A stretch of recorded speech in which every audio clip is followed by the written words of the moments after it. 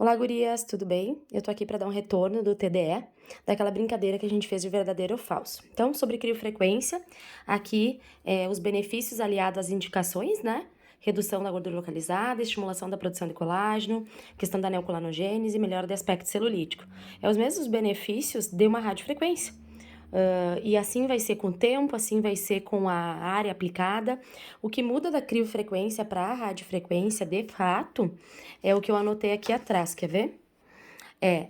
As ponteiras, as duas vão ter monopolar e bipolar. A princípio, a radiofrequência tem que ter monopolar e bipolar para trabalhar com monopolar na gordura localizada e numa celulite associada à gordura localizada, e bipolar para trabalhar com a questão da flacidez de pele.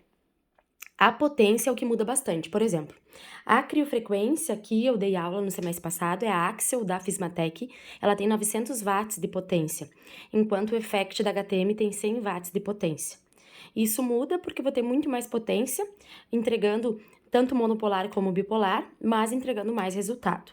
E também muda a questão do tempo de aplicação. O tempo de aplicação na criofrequência ele é menor do que na radiofrequência.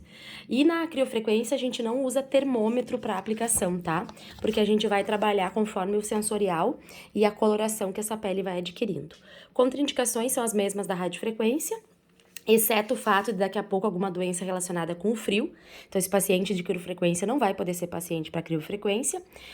A questão aqui a área de aplicação acaba sendo a mesma também.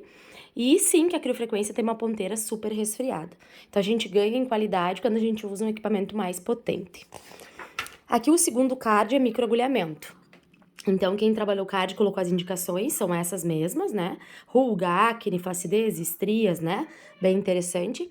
Claro que contraindicações não são as mesmas da eletroterapia, aqui também tem outras contraindicações que entram, aí teria que estar se detendo ao estudo do microagulhamento, mas aqui são bem importantes, como doenças descompensadas, pele sensível, pele com algum tipo de sangramento, pele com algum tipo de erupção não conhecida, então o microagulhamento tem que ter esses cuidados, né?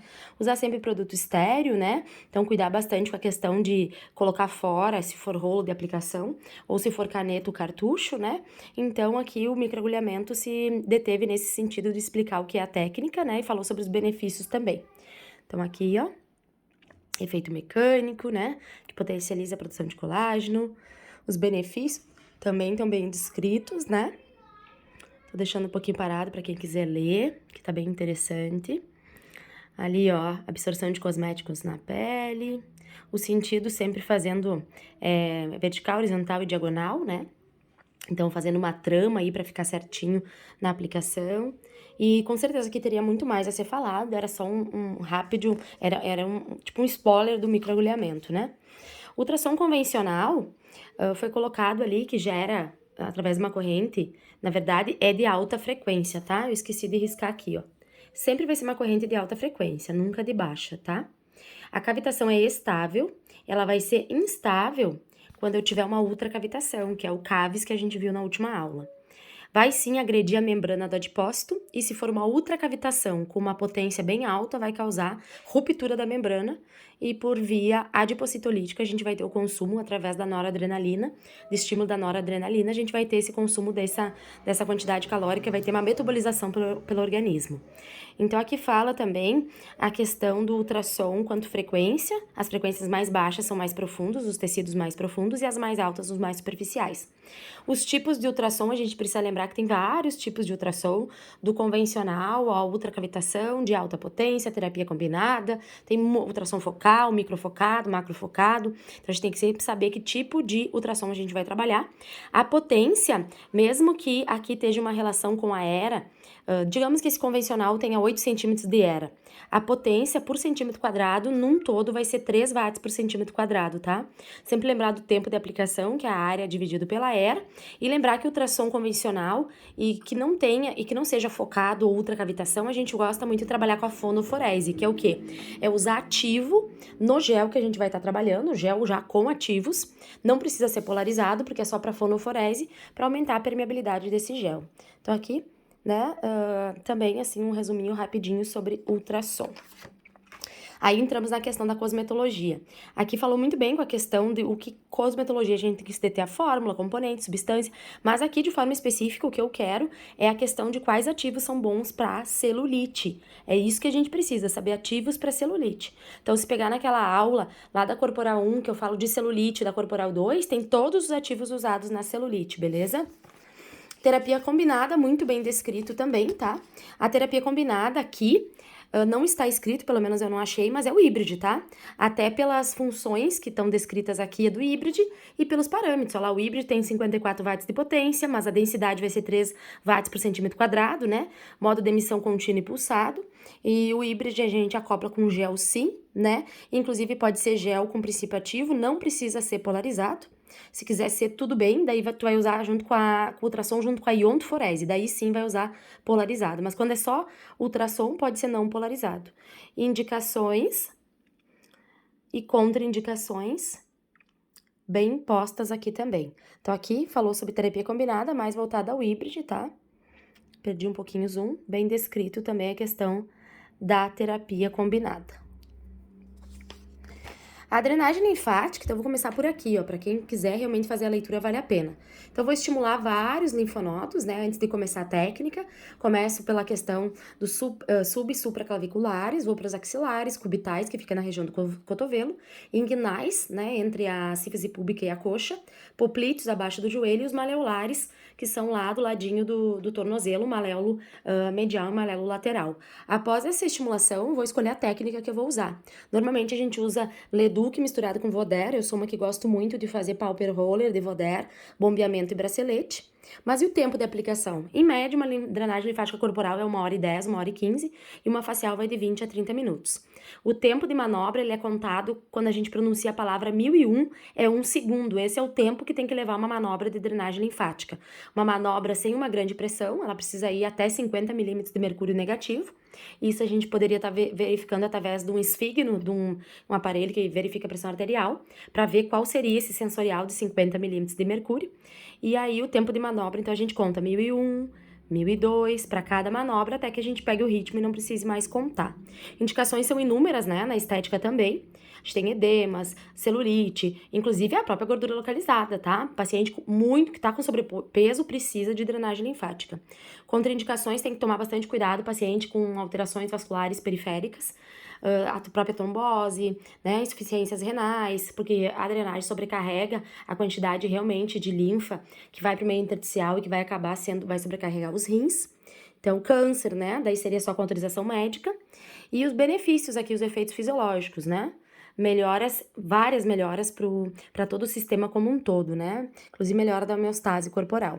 E aí vem a grande discussão, usar ou não creme. No paciente a gente não usa creme. Nas mãos, às vezes, eu gosto de passar um creme só nas minhas mãos para que elas fiquem um pouquinho mais hidratadas, a fim de desenvolver melhor os movimentos. Mas de forma específica, principalmente quando tem patologias relacionadas, a gente não usa creme para drenagem linfática. Depois a gente tem vácuo e endermo. Aqui foi dito que favorece a hipervascularização, estimula linfonodos, reduzindo edema. Isso é um efeito simpático reflexo, tá? Não é um efeito direto. Melhora de fibrose e aderência, também isso é fato. Melhora do contorno corporal. Aqui fala também melhora a extensibilidade do tecido de colágeno, mobiliza o tecido fibroesclerosado, maior nutrição e oxigenação celular. Ativa fibroblasto, sim, mas se tiver uma pressão correta, tá? O aumento de pressão significativa, inclusive, faz rupturas de fibras elásticas e colágenos, tem que tomar cuidado. Pós-ultrassom e pós-radiofrequência na celulite fibrótico, o vácuo é muito bem-vindo. O vácuo, então, ele serve assim como coadjuvante, inclusive na massagem estética, mas nenhum e nem outro teria efetividade no que se chama-se de lipólise ou diminuição da gordura localizada, tá? Que fique bem ciente isso. Para a estética corporal. Radiofrequência, então fala um pouquinho ali que aquece, faz lipólise, podendo até fazer apoptose, tá? Por via adipocitolítica. Redução de medida, reorganiza a fibra de colágeno, se for para flacidez, beleza. Mas aqui ficou incompleto no sentido de, eu preciso dizer monopolar e bipolar. Eu uso uma ponteira monopolar quando? Daí eu coloquei aqui, ó, quando tem uma celulite associada à gordura. Então, número 1 é monopolar. Quando tem uma gordura localizada, beleza. E o bipolar? Quando eu tenho uma flacidez de pele, uma estria, uma fibrose. E o que muda, então, usar bipolar e monopolar, mas o que muda mais? Muda o tempo de aplicação e muda a temperatura. Celulite, no máximo até 38 graus. Gordura localizada, de 38 a 40. Flacidez de pele, 40 graus. Pode chegar a 42, sim, mas não tem necessidade. Estrias, 40 graus. Fibrose, no máximo, 37. Ainda o tempo de aplicação, normalmente a gente faz no corpo quadrantes de 15 por 10, tá? Ou de 10 por 10, pode ser 15 por 10. E também a radiofrequência, para aumentar a sua temperatura, precisa sim o organismo estar inundado de água, como a gente diz, o paciente precisa tomar água e tem relação direta o aquecimento com a intensidade que tu vai usar. Então a radiofrequência tem vários detalhezinhos importantes que precisam inclusive ser revistos, tá? Por todas. Massagem estética, eu deixei bem claro aqui. Primeiro, é um coadjuvante da massagem modeladora, tá? A massagem estética é um coadjuvante, ela é uma massagem modeladora, ela é usada assim para associações, ela não faz lipólise, ok? Ainda eu coloquei aqui que elimina sim células mortas, mas se eu usar um esfoliante, né? Antes da massagem estética. Estimula a circulação sim, causa hiperemia no local e ainda aumenta a temperatura. Na celulite inflamada não é indicado, só na fibrótica. Aqui tem eliminação de retenção de líquidos? Sim, até elimina, mas desde que o paciente tome bastante água, tá? Então, a massagem estética maravilhosa, entra como um coadjuvante e os pacientes adoram, mas não faz lipólise, não diminui gordura. Ela aumenta, assim, a questão de deixar um corpo muito mais harmônico, né? Aspecto celulítico. Correntes de contração são as correntes excitomotoras, são contrações involuntárias, mas se eu quiser pedir para o paciente contrair, dá, tá bom? Aqui nas correntes excitomotoras, ela aumenta realmente a força do músculo, o volume, mas principalmente o tônus muscular. A gente usa eletrodos, sim, siliconados ou autoadesivos. Ela não é usada para diminuição da gordura localizada. O que acontece é que há um gasto calórico nos músculos, quando a gente usa as contrações excitomotoras, tá? Aqui é muito importante frisar que 2.500 Hz é de uma corrente russa. Mas eu tenho várias outras correntes excitomotoras que vão de 1.000 a 8.000 Hz, tá? Muito importante a questão das rampas de contração que aqui não estavam. A corrente russa, ela trabalha com rampas de contração. Então, a gente tem uma rampa de subida, né? Deixa eu ver se consigo posicionar aqui. Uma rampa de subida, uma rampa estacionária, que é o tempo on do equipamento, que é quando acontece a contração, e uma rampa de descida, e um tempo off, que é a rampa de relaxamento, o tempo que a corrente russa não tá, a corrente de contração não tá sobre o músculo do paciente, né? Não tá exercendo força sobre o músculo do paciente.